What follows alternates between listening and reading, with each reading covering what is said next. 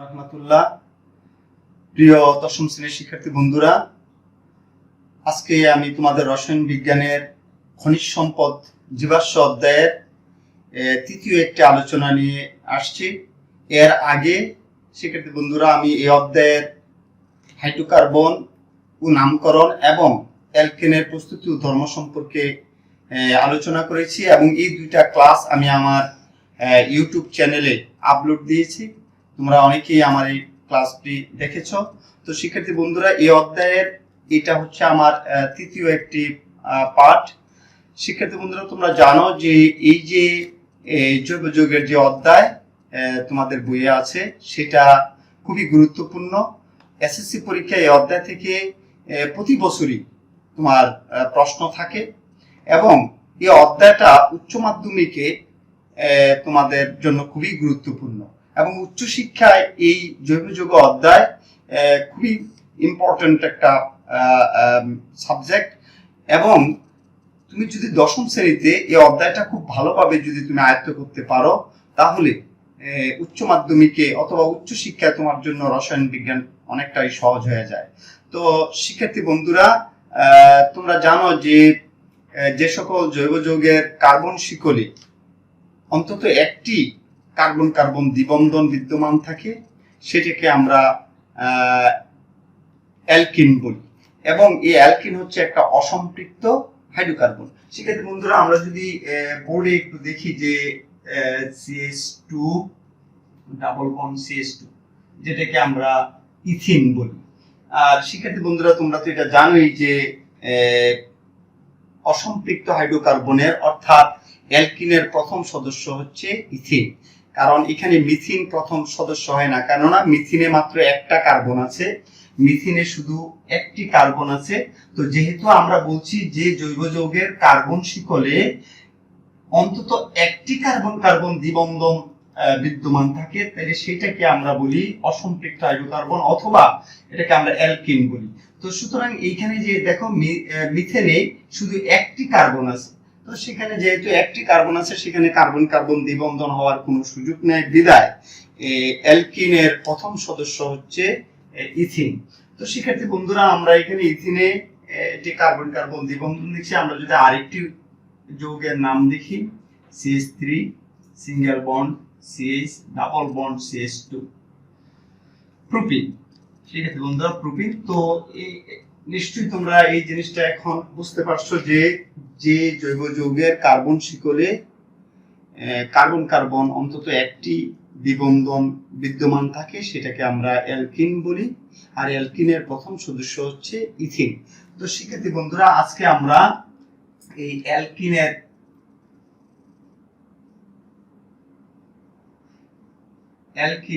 প্রস্তুতি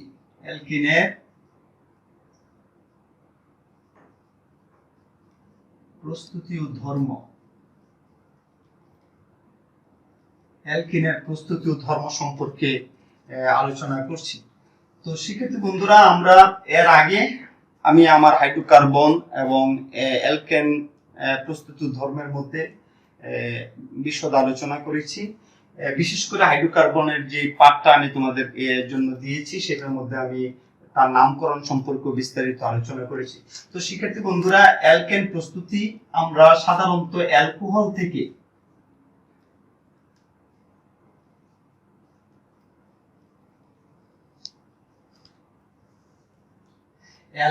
থেকে আমরা অ্যালকিন প্রস্তুত করতে পারি, অ্যালকোহল থেকে। তো শিক্ষার্থী বন্ধুরা, একটু খেয়াল করো যে CH3 সিঙ্গেল বন্ড CH2OH আমরা ইথানল লিখছি। তো এই ইথানল শিক্ষার্থী বন্ধুরা, যে তুমি গাঢ় sulphuric acid or aluminium oxide তো তাপ দিলে তোমার অ্যালকেন পাওয়া যায় CH2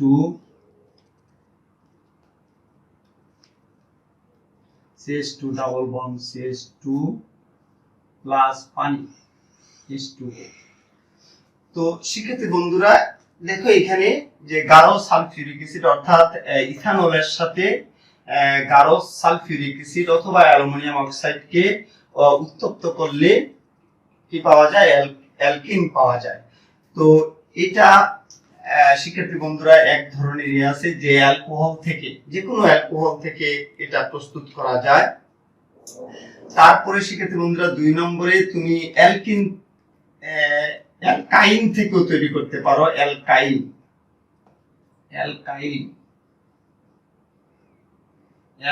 থেকেও অ্যালকিন প্রস্তুত করা যায়।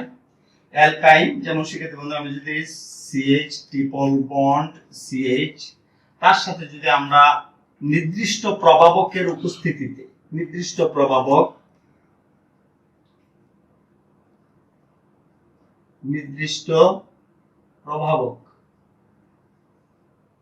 নির্দিষ্ট প্রভাবকের উপস্থিতিতে যদি আমরা অ্যালকাইনের সাথে হাইড্রোজেন যোগ করে উত্তপ্ত করি তাহলে অ্যালকেন পাওয়া যায়।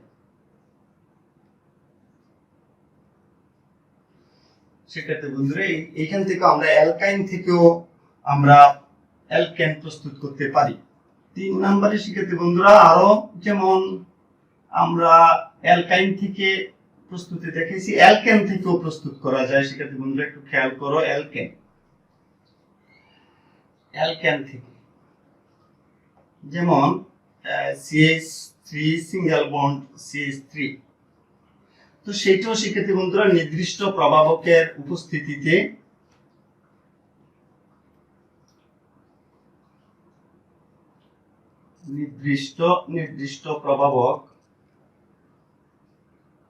নির্দিষ্ট প্রভাবকের উপস্থিতিতে অ্যালকেনকে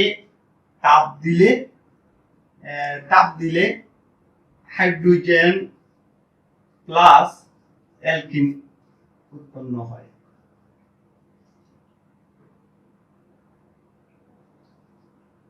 অ্যালকিন প্রস্তুত হয় শিক্ষার্থী বন্ধুরা।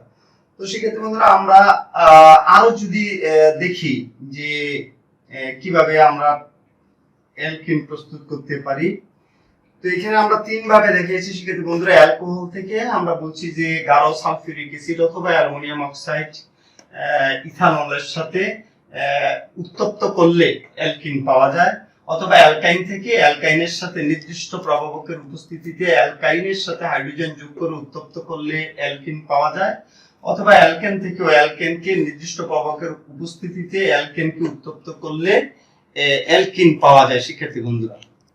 তো শিক্ষার্থী বন্ধুরা আমরা এই চতুর্থ অ্যালকাইল হ্যালাইড থেকেও পাওয়া যায়। অ্যালকাইল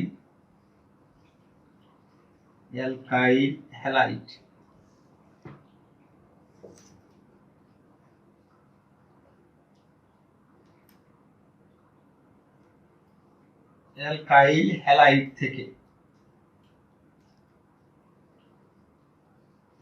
অ্যালকাইল হ্যালাইড থেকেও শিক্ষার্থী বন্ধুরা আমরা অ্যালকেন প্রস্তুত করতে পারি। যেমন CH3 CH2 Cl, যেমন এটা আমরা ইথাইল ক্লোরাইড, এই ইথাইল ক্লোরাইডের সাথে সোডিয়াম হাইড্রোক্সাইডের জলীয় দ্রবণ যোগ করে উত্তপ্ত করলে শিক্ষার্থী বন্ধুরা এখানে সোডিয়াম ক্লোরাইড প্লাস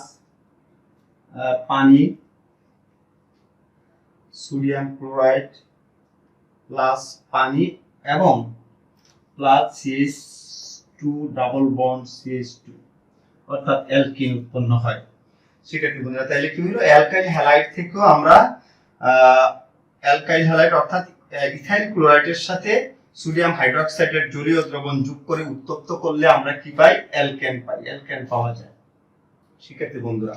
এছাড়াও শিক্ষার্থী বন্ধুরা আরো অন্যভাবেও অ্যালকিন পাওয়া যেতে পারে। যেমন বড় কোনো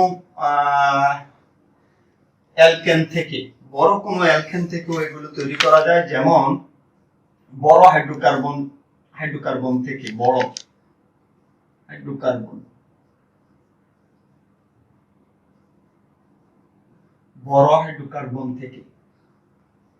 তো বড় হাইড্রোকার্বন বলতে যেমন আমরা C20H42 এটাকে যদি আমরা তাপ দেই তাহলে যেমন যদি আমরা এখানে প্রোটিন বানাই 6 প্রোটিন, তাহলে সেক্ষেত্রে বন্ধুরা সহজে এখানে কার্বন 20টা থেকে আমার 3টা কার্বন এখানে অ্যালকিন প্রস্তুতিতে চলে আসছে। তাহলে এখানে কার্বন আছে আমার 17 আর হাইড্রোজেন আছে আমার 42 থেকে 6, তাহলে আমার আছে 36। এইভাবেও তৈরি করা যায়, অর্থাৎ বড় হাইড্রোকার্বনকে সরাসরি তাপ দিলে অ্যালকিন পাওয়া যায়। তো বিশেষ করে অ্যালকাইল হ্যালাইড থেকে কিভাবে অ্যালকিন প্রস্তুত করা যায় অথবা অ্যালকাইন থেকে কিভাবে অ্যালকিন প্রস্তুত করা যায়, আরেকটা হচ্ছে অ্যালকোহল থেকে কিভাবে অ্যালকিন প্রস্তুত করা যায়, এইগুলো খুবই থেকে তোমাদেরকে পরীক্ষায় অনেক সময় সৃজনশীল প্রশ্নের মধ্যে যেমন গয়ে যেটা প্রয়োগ, এই প্রয়োগে তোমাদেরকে এই প্রস্তুতি দেওয়া হয় শিক্ষার্থী বন্ধুরা।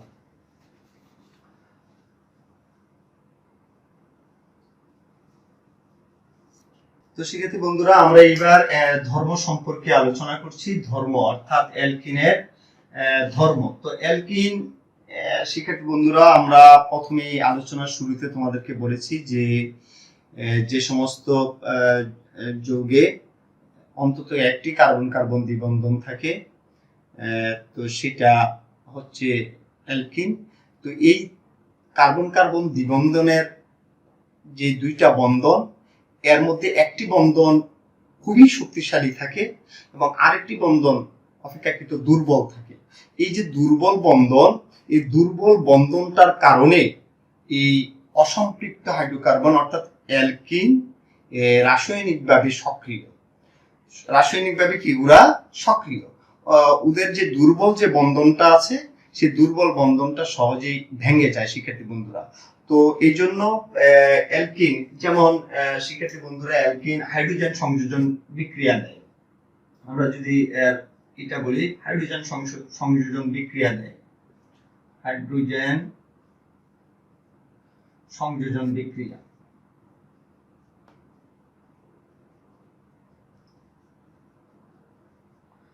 হাইড্রোজেন সংযোজন বিক্রিয়া দেয়। আমরা আবারও বলছি শিক্ষার্থী বন্ধুরা, এই কথাটা তোমাদেরকে অবশ্যই মনে রাখতে হবে। আমি এর আগের যে তোমাদেরকে অ্যালকেনের প্রস্তুতি এবং ধর্ম সম্পর্কে বলেছিলাম, ওইখানে অ্যালকেনের যে ধর্ম ছিল সেখানে অ্যালকেন মোটামুটি নিষ্ক্রিয়, কারণ তার মধ্যে কার্বন কার্বন একক বন্ধন বিদ্যমান। তো যার জন্য তারা তেমন অন্যদের সাথে বিক্রিয়া করতে আগ্রহ প্রকাশ করে না, শুধুমাত্র তারা দহন বিক্রিয়া দেয় এবং কি কয় ক্লোরিনের সাথে তাদের বিক্রিয়া হয়। তো এই এছাড়া অন্যান্য তেমন একটা বিক্রিয়া তারা অংশগ্রহণ স্বাভাবিকভাবে তারা করে না।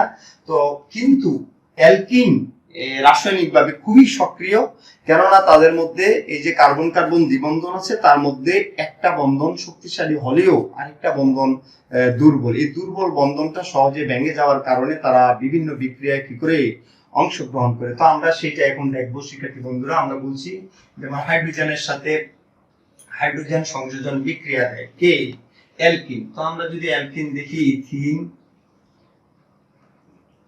CH2, তো এইটা শিক্ষার্থী বন্ধুরা এই একটু খেয়াল করে এখানে প্রায় বন্ধুরা নিকেল প্রভাবকের উপস্থিতিতে 180 ডিগ্রি থেকে প্রায় 200 ডিগ্রি সেলসিয়াস তাপমাত্রায়, অর্থাৎ নিকেল প্রভাবকের উপস্থিতিতে 180 থেকে 200 ডিগ্রি সেলসিয়াস তাপমাত্রায় অ্যালকিনের সাথে হাইড্রোজেন যোগ করলে তোমার কি হয়? CH3 সিঙ্গেল বন্ড CH3 অর্থাৎ অ্যালকেন পাওয়া যায়। শিক্ষার্থী বন্ধুরা এখানে যে আমরা বলছি যে এই যে কার্বন কার্বন দ্বিবন্ধন আছে, আমরা বলছি যে একটি বন্ধন একেবারেই দুর্বল বন্ধন। তো এই দুর্বল বন্ধনটা ভেঙে যায় এবং তখন সে হাইড্রোজেন কি করে সংযোজন করে। তো এটা হলো শিক্ষার্থী বন্ধুরা, তাহলে হাইড্রোজেন সংযোজন বিক্রিয়া আমরা দেখছি। তারপরে 2 নম্বরে পানি সংযোজন বিক্রিয়া আছে। পানিকে আমরা এইভাবে সংকেত আকারে লিখি, এত সংযোজন বিক্রিয়া। সংযোজন বিক্রিয়া দেয়, পানি সংযোজন বিক্রিয়া। তো শিক্ষার্থী বন্ধুরা এখানে আবার আমরা যদি দেখি CH2 double bond CH2 plus পানি। তো পানিটা যদি শিক্ষার্থী বন্ধুরা আমরা এরকম দেখি যে পানিকে ভাঙলে সাধারণত পানি এরকম, যেমন এত প্লাস OH এরকম হয়। তো শিক্ষার্থী বন্ধুরা একটু লক্ষ্য করো যে এখানে আমরা বলছি এই যে কার্বন কার্বন দ্বিবন্ধন এর মধ্যে একটি বন্ধন দুর্বল আছে, তো দুর্বল বন্ধনটা ভেঙে গেলে আমরা এখানে দেখেছি, খেয়াল করো শিক্ষার্থী বন্ধুরা, তো এখানে H চলে আসবে, CH3 সিঙ্গেল বন্ড, তারপরে OH টা এটার সাথে চলে আসবে, মানে CH2OH। বন্ধুরা এই বিক্রিয়াটার ক্ষেত্রে প্রভাবক হিসেবে আমরা ফসফরিক অ্যাসিড এবং উচ্চ চাপ এবং তাপও লাগে, যেমন 60 অ্যাটমসফিয়ার চাপ এবং 300 ডিগ্রি সেলসিয়াস তাপমাত্রা, 300 ডিগ্রি সেলসিয়াস তাপমাত্রায়। অর্থাৎ আমরা বলতে চাচ্ছি যে ফসফরিক অ্যাসিডের উপস্থিতিতে 60 বায়ুমণ্ডলীয় চাপ এবং 300 ডিগ্রি সেলসিয়াস তাপমাত্রায় অ্যালকিনের সাথে জলীয় বাষ্প, পানির জলীয় বাষ্প যোগ করলে ইথানল পাওয়া যায়। এইভাবেও শিক্ষার্থী বন্ধুরা এটা এই বিক্রিয়া দেয়। তারপরে হ্যালোজেন সংযোজন বিক্রিয়া দেয়, এটা তো কমন শিক্ষার্থী বন্ধুরা, তোমরা জানো যে হ্যালোজেন সংযোজন বিক্রিয়া, হ্যালোজেন সংযোজন বিক্রিয়া দেয়, অ্যালকিন হ্যালোজেন সংযোজন বিক্রিয়া দেয়। শিক্ষার্থী বন্ধুরা আমরা যদি দেখি CH2 double bond CH2 plus এত হ্যালোজেন সংযোজন বিক্রিয়া আছে, সেই ক্ষেত্রে শিক্ষার্থী বন্ধুরা এইটাও যেমন CH2X সিঙ্গেল বন্ড CH2 এত, অর্থাৎ হ্যালোজেন সংযোজন বিক্রিয়া দেয়। তো শিক্ষার্থী বন্ধুরা আমরা দেখছি যে হ্যালোজেন সংযোজন বিক্রিয়া, আমরা যদি আরেকটা খুব গুরুত্বপূর্ণ দেখি CH2 double bond CH2 plus Br2 bromine সংযোজন বিক্রিয়া, তাহলে এই ক্ষেত্রে আমরা দেখব CH2Br সিঙ্গেল বন্ড CH2Br। তো শিক্ষার্থী বন্ধুরা এই ক্ষেত্রে একটু লক্ষ্য করো, এটা খুবই একটা ইম্পর্টেন্ট একটা বিক্রিয়া শিক্ষার্থী বন্ধুরা। অর্থাৎ ইথিনের সাথে লাল বর্ণের ব্রোমিন দ্রবণ যোগ করে, ইথিনের সাথে লাল বর্ণের ব্রোমিন দ্রবণ যোগ করলে সেটা দেখো এখানে ডাইব্রোমো ইথেন, ডাইব্রোমো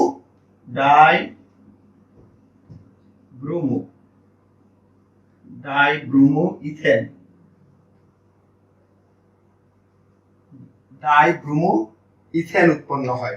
তো শিক্ষার্থী বন্ধুরা আমরা বলছি যে ইথিনের সাথে লাল বর্ণের ব্রোমিনের দ্রবণ যোগ করলে এই লাল বর্ণের, মানে ইথিন লাল বর্ণের ব্রোমিনের যে রং আছে সেই রংকে কি করে বিনষ্ট করে, বিক্রিয়া করে এই রংকে বিনষ্ট করে।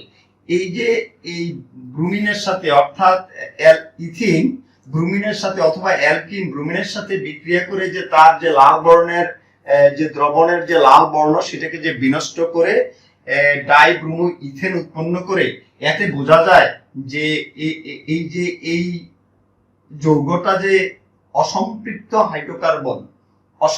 হাইড্রোকার্বন সেইটা প্রমাণের জন্য আমরা এই বিক্রিয়াটা কি করি, অনেক সময় পরীক্ষার মধ্যে আসে যে তোমাকে দুইটা, যেমন তোমাকে এরকম বলা হলো যে, একটু লক্ষ্য করে শিক্ষার্থী বন্ধুরা যে এরকম ভাবে প্রশ্নে থাকে, যেমন তোমাকে এরকম দিয়ে দিল যে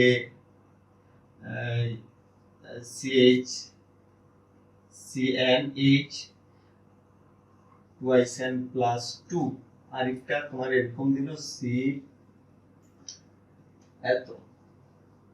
তো শিক্ষার্থী বন্ধুরা, তোমাকে যদি এখানে বলে যে এখানে এই দুইটা যৌগের মধ্যে কোনটি অসম্পৃক্ত হাইড্রোকার্বন, তুমি কিভাবে প্রমাণ করবে, তাহলে সেই ক্ষেত্রে তোমাকে অবশ্যই এই ব্রোমিন সংযোজন বিক্রিয়াটা তুমি কি করতে পারো, উল্লেখ করতে পারো।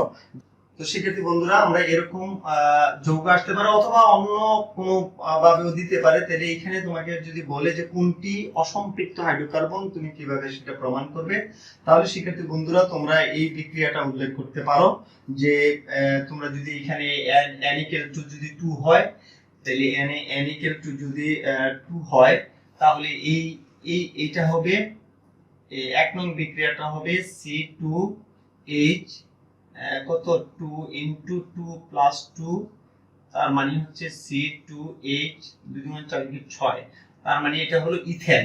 এটা হলো ইথেন। আর আমরা এইটার ক্ষেত্রে যদি বলি, এই ক্ষেত্রে যদি n=2 হয়, 2 হলে তাহলে এটার ক্ষেত্রে হবে C2H 2 × 2 C2H4, তার মানে ইথিন। শিক্ষার্থী বন্ধুরা, তাহলে এখানে আমি যদি এই ইথিনের সাথে যদি আমরা যদি এইভাবে দেখাই যে ইথিনের সাথে লাল বর্ণের ব্রোমিন যোগ করলে এই ইথিন লাল বর্ণের ব্রোমিনের সাথে বিক্রিয়া করে এই যে ব্রোমিনের যে লাল বর্ণ আছে তাকে অপসারিত করে, অর্থাৎ বিনষ্ট করে ডাইব্রোমি ইথেন উৎপন্ন করে। তো সুতরাং যেহেতু সে এই ইথিন মানে এই যৌগটা যেহেতু ব্রোমিনের লাল বর্ণকে অপসারণ করতে পেরেছে অথবা বিনষ্ট করতে পেরেছে, তাহলে বোঝা যায় যে এটা অসম্পৃক্ত হাইড্রোকার্বন। কিন্তু তুমি যদি তার সাথে বিক্রিয়া দাও C2H6 এর সাথে যদি তুমি ব্রোমিনের বিক্রিয়া দাও, তাহলে সে বিক্রিয়া করবে না, বিক্রিয়া সংগঠিত হবে না, বিক্রিয়া সংগঠিত হবে না। অর্থাৎ শিক্ষার্থী বন্ধুরা, আমরা এর আগে আমার ওই ক্লাসে আমরা বলেছি যে এই অ্যালকেন, এটা হলো অ্যালকেন। তো অ্যালকেন ব্রোমিনের সাথে বিক্রিয়া দেয় না সাধারণত, কেননা সেটা সক্রিয়। তো শিক্ষার্থী বন্ধুরা, আমরা এটা দেখলাম যে ব্রোমিন সংযোজন যেই বা হ্যালোজেন সংযোজন যে বিক্রিয়া, হ্যালোজেন সংযোজন বিক্রিয়ার মাধ্যমে আমরা এটা বুঝতে পারি যে এটা এই যৌগটা সম্পৃক্ত না অসম্পৃক্ত হাইড্রোকার্বন। এছাড়াও শিক্ষার্থী বন্ধুরা, আমরা যদি হ্যালোজেনের আরেকটা উদাহরণ দিই, যেমন CH3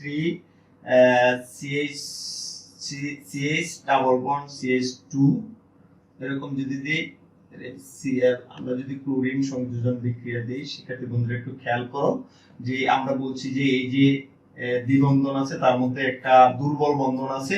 তো এই দুর্বল বন্ধনটা ভেঙে যাবে, ভেঙে যাওয়ার পরে ক্লোরিন একটু মনে রাখতে হবে শিক্ষার্থী বন্ধুরা যে যেই বন্ধনটা ভাঙবে, অর্থাৎ এখানে দুইটা বন্ধনের মধ্যে একটি শক্তিশালী বন্ধন এবং একটা দুর্বল বন্ধন। তো দুর্বল বন্ধনটা যে ভাঙে, এই যে কার্বন যে অণু আর ক্লোরিনের যে অণু, এই ক্লোরিনের অণু বিভাজিত হয়ে এই যে বন্ধনটা ভাঙবে, এই বন্ধনের পাশেই দুই পাশে মানে মাঝে যে দুই পাশে যে এটা আছে সেখানে এই ক্লোরিন পরমাণু দুইটা যাবে, অর্থাৎ CH3 single bond CHCl single bond CH2Cl। তার মানে এই ক্লোরিনটা যে বন্ধনটা ভাঙবে তার পাশেই থাকবে, অর্থাৎ এই ক্লোরিন এখানে আসবে না। এই যেখানে বন্ধন ভাঙবে ওর কাছে একটি পরমাণু আসবে এবং এখানে একটি পরমাণু যাবে। সেক্ষেত্রে বন্ধুরা একটু খেয়াল করো, আমরা যদি সেটাকে কার্টুনিক সংকেত আকারে দেখাই, এত এইভাবে single bond CH single Cl single bond CHCl। সেক্ষেত্রে বন্ধুরা একটু খেয়াল করো।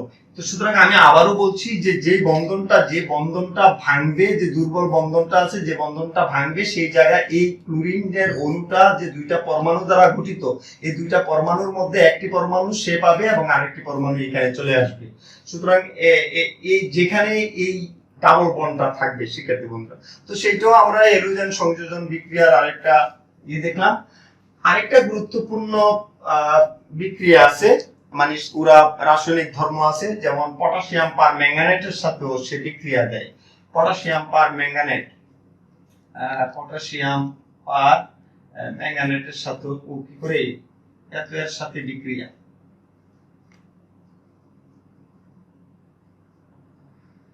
পটাশিয়াম পার ম্যাঙ্গানেটের সাথেও কি দেয়, বিক্রিয়া দেয়। তো সেক্ষেত্রে বন্ধুরা এখানে ক্ষারীয় পটাশিয়াম পার ম্যাঙ্গানেটের সাথে বিক্রিয়া হয়, যেমন আমরা ইথিন প্লাস জার্মান অক্সিজেন প্লাস পানি। তো এটা সেক্ষেত্রে বন্ধুরা এখানে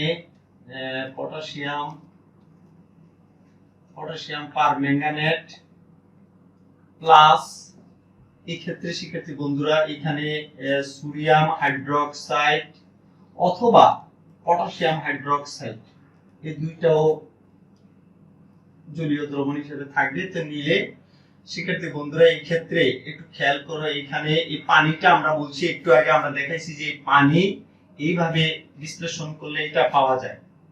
তো সেক্ষেত্রে বন্ধুরা এখানে জার্মান অক্সিজেন এখানে আসলে একটু খেয়াল করো CH2, তাহলে এই অক্সিজেনটা যদি আমরা এখানে নিয়ে আসি তাহলে এখানে একটা হাইড্রোক্সি, এখানেও একটা হাইড্রোক্সি মূলক, তার সাথে একটি হাইড্রোক্সি মূলক সিঙ্গেল বন্ড, এই বন্ধনটা ভেঙে যাবে, দুইটা দুর্বল বন্ধনটা ভেঙে যাবে, আবার CH2OH অর্থাৎ ইথিলিন গ্লাইকল এখানে উৎপন্ন হয় শিক্ষার্থী বন্ধুরা। তো এইখানে আমরা আবারও বলছি, এইখানেও আরেকটা বিষয় আছে, এই যে পটাশিয়াম পার ম্যাঙ্গানেট এটা গোলাপি বর্ণ, অর্থাৎ গোলাপি বর্ণের পটাশিয়াম পার ম্যাঙ্গানেট এটার সাথে বিক্রিয়া করে এই যে তার গোলাপি যে রং আছে পটাশিয়াম পার ম্যাঙ্গানেটের, এই তার গোলাপি রংকে কি করে অপসারণ করে বা বিনষ্ট করে দেয়।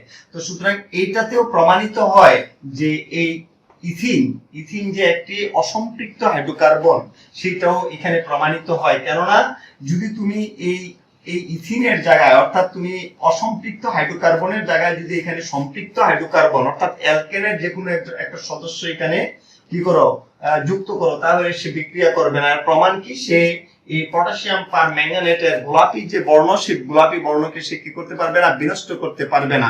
তো এই ক্ষেত্রে প্রমাণিত হয় যে সম্পৃক্ত হাইড্রোকার্বন কি করে না, এই পটাশিয়াম পার ম্যাঙ্গানেটের যে গোলাপি বর্ণ আছে তাকে বিনষ্ট করতে পারে না। এতে প্রমাণিত হয়েছে সেটা বিক্রিয়া সংঘটিত হয় না।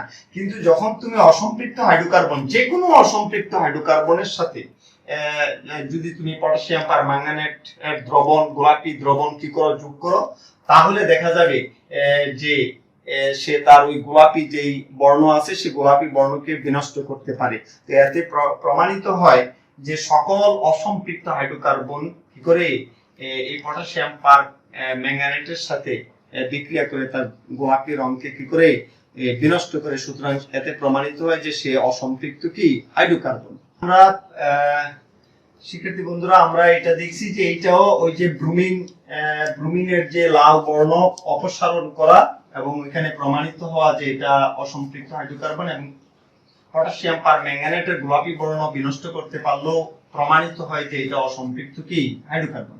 তো আমরা যদি আরেকটা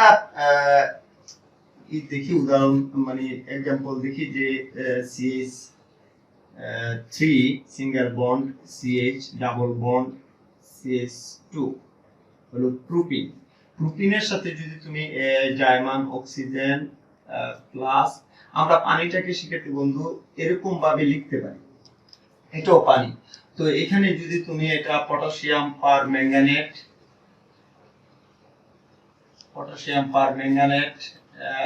প্লাস সোডিয়াম হাইড্রোক্সাইড দ্রবণী করো, তাহলে এই পটাশিয়াম পার ম্যাঙ্গানেটের যে গোলাপি বর্ণ আছে সেটা বিনষ্ট হবে। এখানে শিক্ষার্থী বন্ধুরা একটু খেয়াল করো, এখানে কি হবে, এইখানে কার্বন কার্বন দ্বিবন্ধন আছে শিক্ষার্থী বন্ধুরা। আমরা আবারও বলছি যে এর মধ্যে একটি দুর্বল বন্ধন আছে, এই দুর্বল বন্ধনটা ভেঙে যাবে। তো দুর্বল বন্ধন ভেঙে গেলে এইখানে শিক্ষার্থী বন্ধুরা যে এইটা মিলে OH, আর এখানেও আর একটা হাইড্রোক্সি মূলক আছে। তো এই দুইটা মূলকের মধ্যে শিক্ষার্থী বন্ধুরা কোথায় আসবে, তাহলে আমি আবারও বলছি যে যেহেতু এই বন্ধনটা ভাঙবে, তাহলে এইখানে একটা OH চলে আসবে, তার মানে কি হবে ঘটনাটা দেখো, CH3 সিঙ্গেল বন্ড CH, এই জায়গায় একটা OH চলে আসবে, OH সিঙ্গেল বন্ড CH2OH, এরকম হবে শিক্ষার্থী বন্ধু। আমরা যদি এটাকে গাঠনিক সংকেত আকারে দেখাই তাহলে এরকম দেখো, single bond CH2OH, single bond CH এবং OH, এরকম হবে। তাহলে মনে রাখতে হবে শিক্ষার্থী বন্ধুরা, যে যেখানে বন্ধনটা ভাঙ্গে, অর্থাৎ যে দুর্বল বন্ধনটা ভাঙ্গে, তার দুই পাশে যেই মৌলগুলো থাকে তারাই এই সংযোজনের যে সংযোজন হয়, তারা এই দুইটা অংশেই তারা সম্পৃক্ত হয় বা যুক্ত হয়। বন্ধুরা আমরা একটা বাইরের কাজ দিচ্ছি, এখানে CnH CnH 2SN plus 2, যেখানে n equal to 2। শিক্ষার্থী বন্ধুরা এখানে তোমরা উদ্দীপকের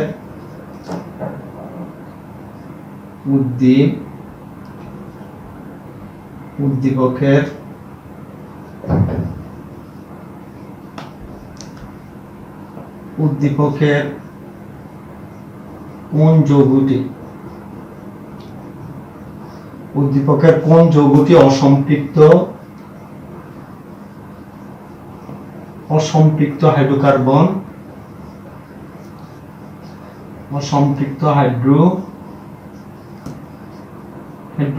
প্রমাণ করো।